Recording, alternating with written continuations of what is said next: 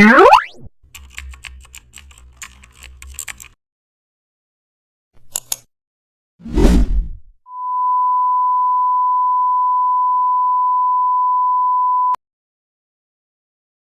back to the channel. Don't forget to like, share and subscribe for more updates. Today we are exploring an amazing topic of Photoshop, how to create professional Instagram post from scratch. Open Photoshop and click new file, set size to 1080 by 1080p.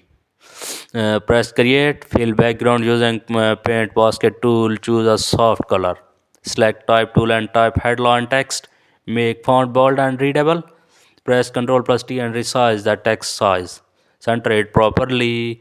Now select custom shape tool, choose a simple icon shape, draw icon above text, change icon color, lower icon opacity slightly, add a thin divider line using rectangle tool, align everything using guide, zoom out and check balance and each and everything. Your project is ready in Photoshop. Thanks for watching.